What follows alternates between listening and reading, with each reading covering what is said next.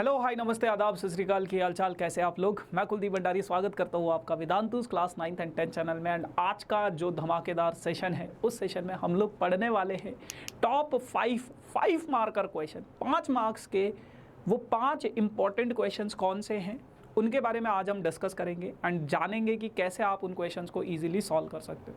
तो चलिए यार बढ़ते आगे बिना किसी देरी के साथ। लेकिन अगर अभी तक आप लोगों ने सेशन को लाइक नहीं किया, मेक श्योर सेशन को लाइक करो, दोस्तों के साथ शेयर करो एंड चैनल पर नए हो तो चैनल को सब्सक्राइब ज़रूर करना भैया, वरना फिर सही टाइम पर सही जानकारी नहीं मिलेगी। ये मेरे इस पूरे के पूरे हफ्ते का शेड्यूल है यार। आप लोग देख सकते हो कि कौन सा सेशन मैं कब लेता हूँ, कब कब मेरी क्लासेस होती हैं। तो आप लोग मेक श्योर कि इन सभी सेशंस को ज़रूर अटेंड करना। अभी तक नहीं देखा है, यूट्यूब पे पड़ी है वो वीडियो, देख सकते हो आप लोग, है ना। बढ़ते हैं अपने पहले सवाल की तरफ। ज़्यादा देर का ये सेशन नहीं होगा, लगभग 20 से 30 मिनट में मैं इस पूरे के पूरे सेशन को ख़त्म कर दूंगा एंड जानेंगे कि कैसे वो इंपॉर्टेंट क्वेश्चन आप लोग सॉल्व कर सकते हो। कह रहे to fill a swimming pool 2 pipes used, the pipe having larger diameter is used for 4 hours and the pipe of a smaller diameter is used for 9 hours. Only half of the pool can be filled. देखो आप लोगों के पास एक pool है, word problem में आप लोगों को समझना पड़ेगा कि उस क्वेश्चन में बोला क्या गया है। एक पूल है और इस पूल के ऊपर 2 पाइप लगाए गए हैं, 2 पाइप लगाए गए हैं। एक का डायमीटर थोड़ा छोटा है, एक का डायमीटर थोड़ा बड़ा है। अब ये जो जिसका डायमीटर छोटा है उसको 9 घंटे के लिए चलाया गया, 9 आवर्स के लिए चलाया गया, और जिसका डायमीटर थोड़ा बड़ा है उसको 4 घंटे के लिए चलाया गया, 4 आवर्स के लिए चलाया गया। और जब ऐसा किया गया तो ये जो टैंक है कितना भर गया, जितना इसकी टोटल कैपेसिटी थी उसका कितना भरा है, ये आधा पार्ट भर दिया, आधा टैंक क्या हो गया, भर दिया गया है। अब क्या बोला है, if the pipe of smaller diameter takes 10 hour more than the pipe of having larger diameter, जिस पाइप का बड़ा डायमीटर है वो जितना भी टाइम लेगा इस टैंक को पूरा भरने में, इस टैंक को मान लो मैंने अलग से इस टैंक को भरना चाह रहा हूं मैं, मतलब मेरे पास एक छोटा वाला पाइप है और एक बड़ा वाला पाइप है। तो अगर मैं इन दोनों पाइप से इस टैंक को भरना चाहता हूं तो बड़ा वाला जो पाइप है वो जितना भी टाइम लेगा, मान लो उसने x आवर्स में इस पूरे के पूरे टैंक को फिल कर दिया, पूरा ऊपर तक फिल कर दिया, पूरा एक टैंक फिल कर दिया, तो जो छोटा वाला टावर है वो क्या है बेटा, उससे 10 घंटे फालतू लेगा। यानी कि अगर उसने x आवर्स लिए हैं तो ये कितना लेगा, x + 10 आवर्स लेगा। ये आपके पास क्वेश्चन की कहानी है। और अगर आप लोग ऐसे वर्ड प्रॉब्लम्स को समझना चाहते हो तो आपको क्वेश्चन समझ में आना बहुत ज़रूरी है कि क्वेश्चन में कहा क्या गया है, ये उसने क्वेश्चन में बोला है।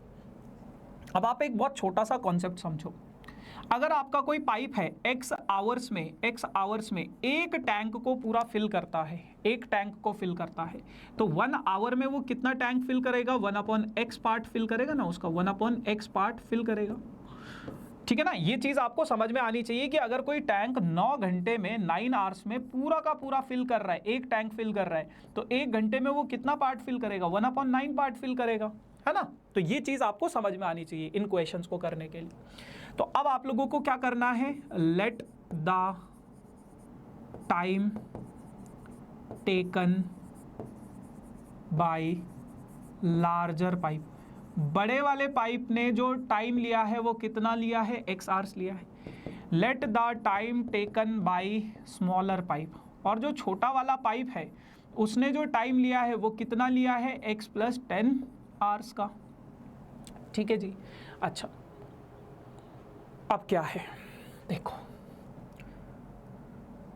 अगर मैं बात करूं 1 आवर्स में tank filled by larger pipe, बड़ा वाला पाइप जो है 1 घंटे में कितना टैंक फिल करेगा, 1/x। मैंने आपको अभी थोड़ी देर पहले बताया है कि अगर x आवर्स में वो पूरा टैंक फिल कर रहा है तो 1 घंटे में इतना करेगा।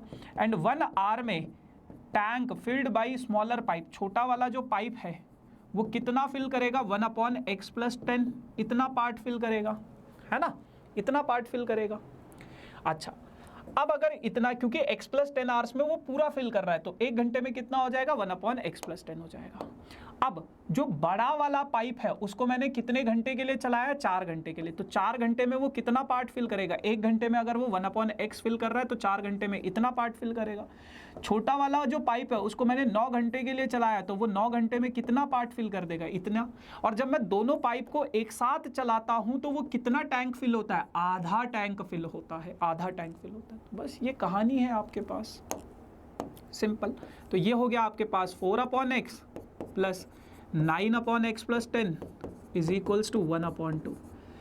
4 इंटू एक्स प्लस 10 को अगर मैं इधर मल्टीप्लाई करूंगा, प्लस 9 इंटू एक्स हो जाएगा, डिवाइडेड बाई डिनोमिनेटर में इन दोनों को अगर मैं मल्टीप्लाई कर दूंगा, ये हो जाएगा 1/2। ये हो जाएगा 4x plus 40 is equal plus 9x divided by x into x square plus 10 into x 10x is equals to 1/2। 4 और 9 कितना हो जाएगा, 13x plus 40 divided by x square plus 10x is equals to 1/2।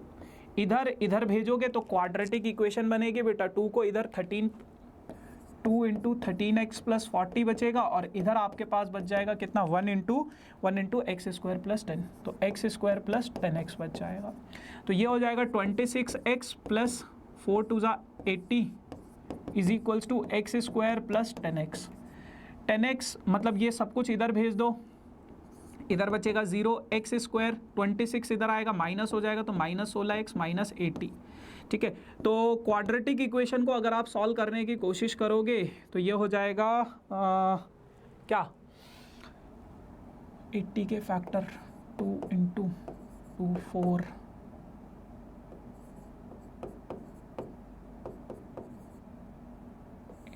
8, ठीक है, तो 5 2 10 और 8,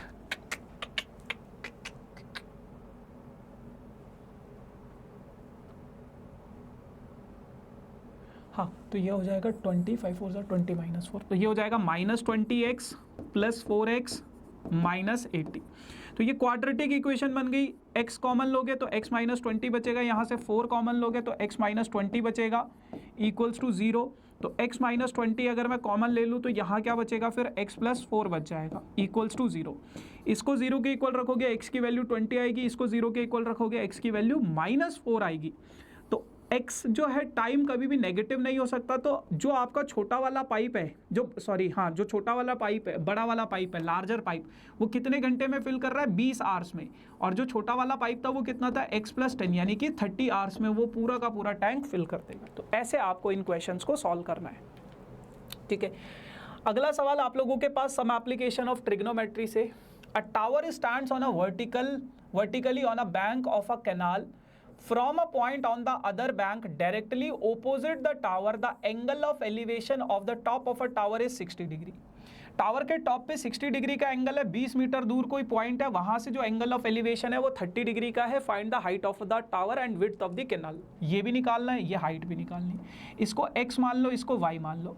हमेशा कभी भी ऐसा कोई सवाल आएगा तो दोनों ट्राइंगल्स में देखो, दोनों राइट एंगल ट्राइंगल्स में देखो। सबसे पहले इन ट्राइंगल ABC, अगर मैं ABC में tan 60 डिग्री यूज़ करता हूँ, अगर मैं ABC में tan 60 डिग्री यूज़ करता हूँ तो ये क्या हो जाएगा, परपेंडिकुलर अपॉन बेस यानी कि x अपॉन वाई।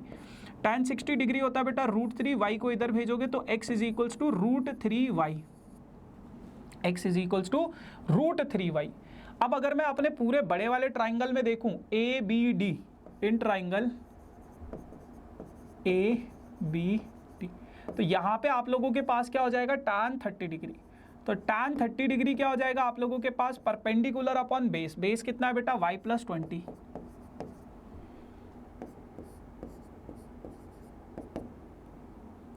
x की value √3y, y plus 20, cross multiply, इसको इधर इसको इधर, तो y प्लस 20 जो होगा वो हो जाएगा बेटा √3y इंटू √3।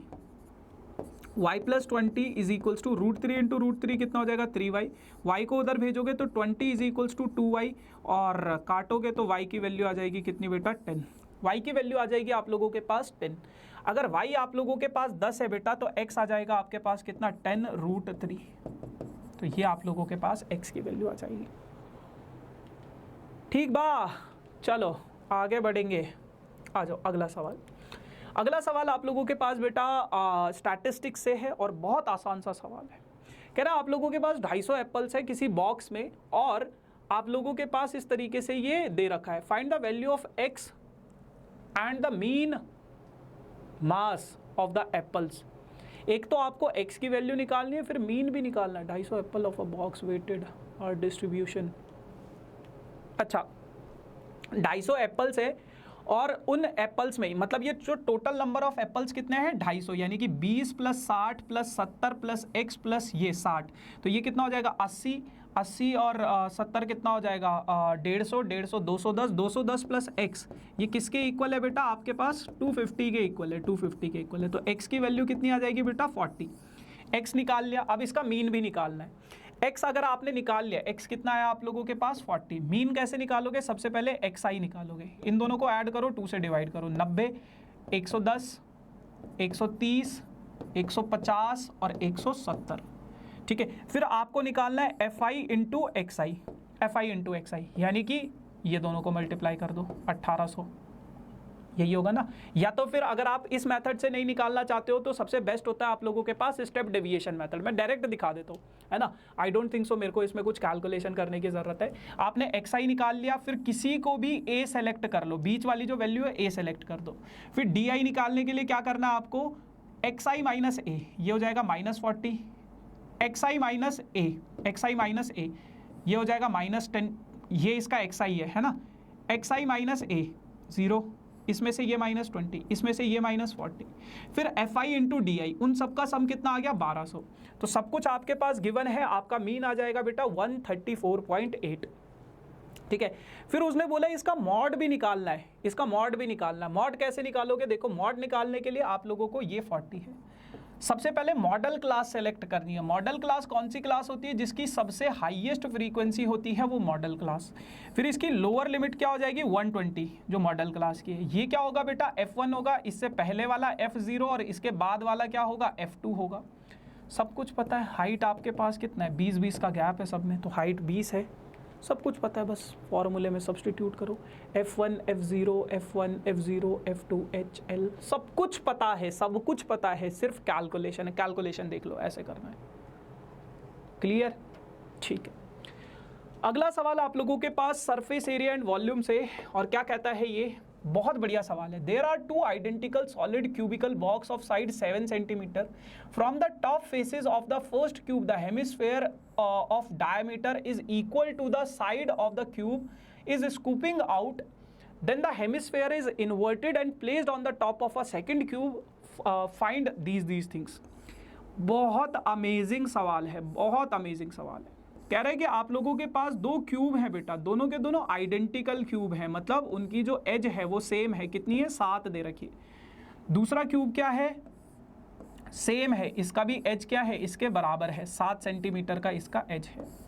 अब दोनों क्यूब में क्या किया गया है, एक तो इसके ये जो ये वाला क्यूब है, इसको ऐसे ड्रिल करके हेमिस्फेयर बाहर निकाल दिया है और इसके ऊपर से हेमिस्फेयर रख दिया है, इसके ऊपर से क्या रख दिया है, हेमिस्फेयर रख दिया है। आपको दोनों के दोनों रिजल्टिंग फिगर्स है उनका टोटल सरफेस एरिया का सॉलिड जो सरफेस एरिया है, टोटल सरफेस एरिया उसका रेशो बताना है। देखो बहुत सिंपल सी कहानी है। अगर मैं इसका टोटल सरफेस एरिया देखूं, अगर मैं इस पूरी की पूरी फिगर का टोटल सरफेस एरिया देखूं तो कैसे निकालूंगा। मैंने क्या किया, मैंने इसमें जो भी total surface area of cube था वो निकाला। अब क्यूब का टोटल सरफेस एरिया में तो ये जो ऊपर वाला सरफेस है पूरा का पूरा कवर होगा ना, ऊपर वाला सरफेस तो पूरा का पूरा कवर होगा, लेकिन ओहो लेकिन मुझे ये वाला सरफेस थोड़ी ना चाहिए, क्योंकि यहाँ पे पेंट नहीं होगा ना, ये तो खाली है। आपको बस ये इमेजिन करना आप पेंट कहाँ पे कर सकते हो। ये वाला पोर्शन तो खाली है ना, क्योंकि हेमिस्फेयर निकाल दिया, वहाँ पे तो गड्ढा हो गया। तो ये वाला सरफेस क्या करना पड़ेगा, मुझे माइनस करना पड़ेगा। माइनस क्या है, πr²। अच्छा, और ऐड क्या करना पड़ेगा बेटा, ये जो हेमिस्फेयर है इसका ये जो हेमिस्फेयर है इसका कर्व्ड सरफेस एरिया, क्योंकि यहाँ पे तो पेंट हो सकता है ना, तो हेमिस्फेयर का कर्व्ड सरफेस एरिया हो जाता है 2πr²। ये मुझे क्या करना पड़ेगा, ऐड करना पड़ेगा। अब उसके बाद इसकी अगर मैं बात करूँ, इस फिगर की अगर मैं बात करूँ तो इसकी फिगर बहुत दिलचस्प है। सबसे पहले मैंने यहाँ पे भी total surface area of cube निकाल लिया। Total surface area of cube निकालने के बाद देखो बेटा, ये वाले पोर्शन पे तो टोटल सरफेस एरिया में तो सारा कुछ कवर होगा ना, सारा कुछ कवर होगा। लेकिन क्या मैं यहाँ पे पेंट कर सकता हूँ इस वाले पोर्शन पे? बिल्कुल पेंट नहीं कर सकता मैं यहाँ पे, क्योंकि क्यूब को उठा के पेंट थोड़ी ना करूँगा, वो तो चिपका हुआ है। बट टोटल सरफेस एरिया में तो वो वाला पोर्शन भी यूज़ हो रहा है। तो मैंने क्या किया, क्यूब का बेस जो है वो माइनस कर दिया। लेकिन यहाँ पे तो पेंट हो सकता है ना, यहाँ पे ये जो ऊपर से ऐसा निकला हुआ है वहाँ पे तो पेंट हो सकता है ना, तो वहाँ पे मैंने क्या कर दिया, ऐड कर दिया ये। तो अब आप लोग एक चीज़ को देखोगे, ये और ये सेम है, इनको निकालने की ज़रूरत नहीं है, इनका रेशो निकालने को बोला उसने। तो ये दोनों के दोनों सेम है, तो आप डायरेक्ट यहाँ से ये काट दोगे और आपके पास आ जाएगा 1:1। तो पहले वाले का आंसर आ जाएगा 1:1। दूसरे वाले में आपको वॉल्यूम निकालना है, बस मैं निकालूंगा नहीं, मैं बस आपको तरीका बता रहा हूँ कैसे करना है। वॉल्यूम कैसे निकालोगे? जो पहले वाला था वॉल्यूम ऑफ सॉलिड 1, वॉल्यूम बहुत आसान होता है। वॉल्यूम ऑफ क्यूब निकालो, वॉल्यूम ऑफ क्यूब निकालो और उससे माइनस कर दो वॉल्यूम ऑफ हेमिस्फेयर। सब कुछ गिवन है, रेडियस गिवन है। ये जो हेमिस्फेयर है ना, इसका जो डायमीटर है बेटा, इसका डायमीटर है 7, तो रेडियस हो जाएगा कितना, 7/2 दोनों केसेस में। इसका एज आपको क्यूब का दे रखा है 7, तो आसानी से आप निकाल सकते हो, है ना। निकाल के मुझे बताना, कमेंट सेक्शन में आंसर जरूर बताना, है ना। अब अगर मैं इसका वॉल्यूम निकालूं, वॉल्यूम ऑफ दिस सॉलिड, दूसरे वाले का वॉल्यूम ऑफ, ये तो फर्स्ट सॉलिड था, सेकंड सॉलिड, दूसरे वाले में क्या हुआ है, हमने हेमिस्फेयर को ऐड किया है, तो उसमें क्या करना है, वॉल्यूम ऑफ क्यूब और उसमें हेमिस्फेयर का वॉल्यूम ऑफ हेमिस्फेयर ऐड कर देना, बस बहुत सिंपल है। इस तरीके से आप अपने इन का वॉल्यूम निकाल सकते हो, ठीक है जी। करना ये है ना, करना कैलकुलेशन है बेटा, सिर्फ कैलकुलेशन है। कैलकुलेशन आपकी हेल्प सिर्फ आप ही कर सकते हो। मैं आपको कॉन्सेप्चुअल क्लियरिटी दूंगा, लेकिन कैलकुलेशन वाला पोर्शन आपके लिए छोड़ रहा हूँ मैं आज, क्योंकि आपको करना है उसको। और जब तक आप क्योंकि मैं करवा दूंगा तो आप बहुत लेजी हो जाओगे। आप करोगे अच्छा सर करवा रहे हैं, हम लोग भी कर लेंगे, बट खुद करो, वीडियो को पॉज करो और अभी करो इसको, ठीक है जी। चलो, अब बेटा आप लोगों को पता है आप लोगों के बोर्ड्स एग्जाम आ रहे हैं, तो इसके लिए वेदांतु आप लोगों को हर सब्जेक्ट के 3 फ्री मॉक टेस्ट पेपर दे रहा है। 3 फ्री मॉक टेस्ट पेपर हर सब्जेक्ट के, और मैथ्स के 6, 3 स्टैंडर्ड के और 3 बेसिक के, वो भी सीबीएसई के लेटेस्ट पैटर्न पर आधारित। जैसे 20 एमसीक्यू होते हैं, 2 असर्शन रीजन होते हैं, केस स्टडी वाले 3 क्वेश्चन होते हैं, 3 मार्कर क्वेश्चन, 2 मार्कर क्वेश्चन, वो सारे के सारे मॉक टेस्ट पेपर आप लोग इजीली एक्सेस कर सकते हो। कैसे? डिस्क्रिप्शन में एक लिंक है, उस लिंक पे क्लिक करो और वेदांतु पे साइन अप करना है बस आपको, बिल्कुल फ्री ऑफ कॉस्ट, 1 रुपये चार्ज नहीं लिया जाएगा आपसे, बिल्कुल फ्री ऑफ कॉस्ट। आप उस पर साइन अप कर दो। साइन अप करने के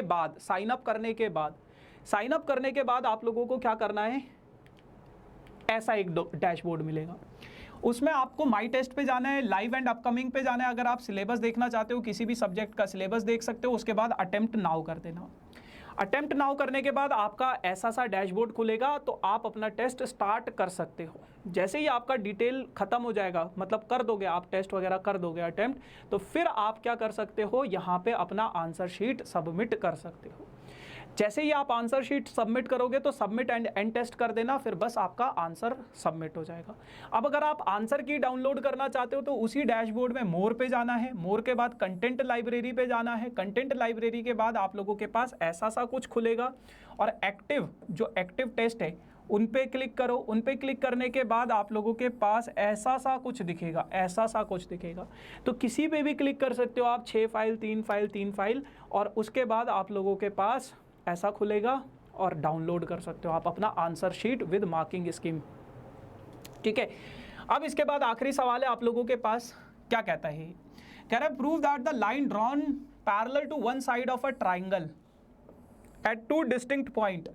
कह रहे कि आपके पास कोई ट्राइंगल है, और इस ट्राइंगल पे अगर मैंने कोई लाइन ड्रॉ करी जो इस ट्राइंगल की इन साइड्स को 2 अलग अलग पॉइंट्स पे कट करता है, तो कहता है कि इनका रेशो सेम होगा, ये आपको प्रूफ करना है। AD/DB is equals to AE upon EC, ये आपको प्रूफ करना है। और अगर आप थोड़ा ध्यान से समझोगे ना तो ये बेसिक प्रोपोर्शनैलिटी थ्योरम है।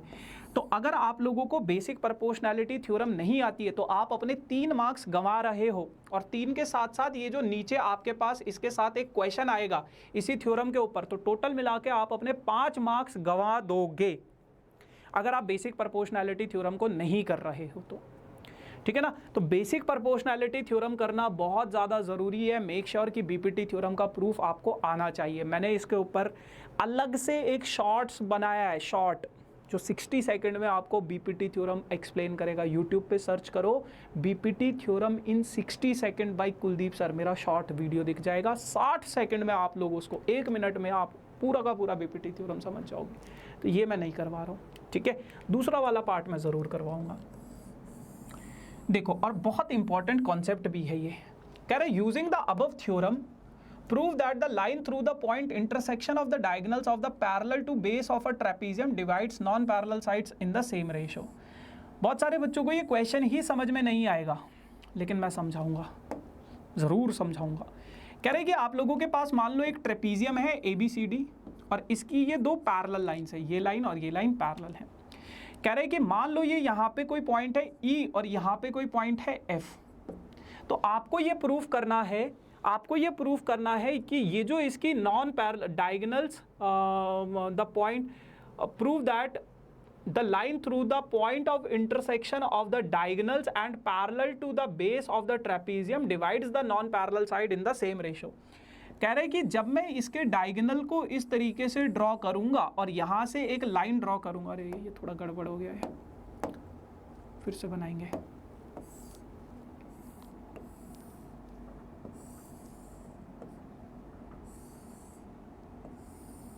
हाँ, ये है ना, तो ये A, ये B, ये C, ये D। कहते हैं कि जो ये नॉन पैरेलल साइड है ना, ये जो नॉन पैरेलल साइड है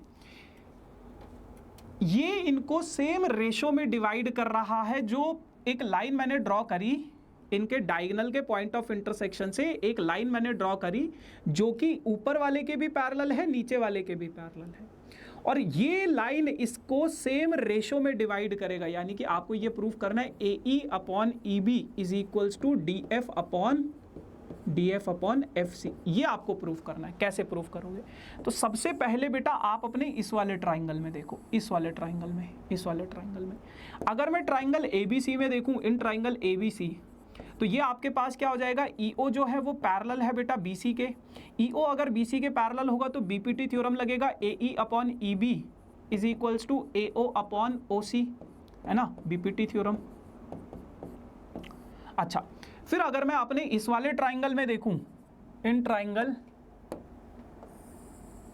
ACD, इन ट्राइंगल ACD, अगर मैं इस ट्राइंगल में देखूं, इन ट्राइंगल ACD, तो आपके पास हो जाएगा OF which is parallel to AD, है ना। तो CO upon AO is equals to CF upon FD, ठीक है। अब अगर मैं इसको रेसिप्रोकल कर दूं, AO upon CO is equals to FD upon FC हो जाएगा, है ना। अब यहाँ पे भी AO अपॉन CO है, यहाँ पे भी AO अपॉन CO है, तो इसका मतलब ये दोनों के दोनों रेशो भी इक्वल हो जाएंगे। तो आपके पास AE अपॉन EB जो होगा वो आपके पास आ जाएगा FD अपॉन FC के इक्वल। और यही चीज़ आपको प्रूफ करनी थी, यही चीज़ आपको प्रूफ करनी थी। तो बहुत सिंपल सी कहानी है, बहुत सिंपल से क्वेश्चंस हैं, बहुत सिंपल सी कहानी है। ऐसे ही बाकी के क्वेश्चंस भी मैं लाऊंगा, यहीं पे नहीं रुकेंगे हम करते लाएंगे। अब मैं 10 इंपॉर्टेंट क्वेश्चंस लाऊंगा, फिर ऐसे ही 20 लाऊंगा, लाता जाऊंगा। जब तक आपके बोर्ड्स एग्जाम है तब तक मैं क्वेश्चंस की प्रैक्टिस आप लोगों को करवाता रहूँगा, है ना।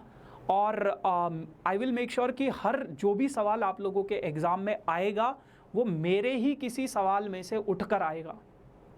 उसके लिए आप लोगों को चैनल को सब्सक्राइब ज़रूर कर लेना ताकि जो भी वीडियो हम डालें वो आप तक पहुंच जाए, ठीक है जी। So thank you so much for joining this session. बाकी यार ये मेरा इंस्टाग्राम आईडी है, किसी को फॉलो करना हो, कोई डाउट हो, कोई क्वेरी हो, पूछ सकते हो।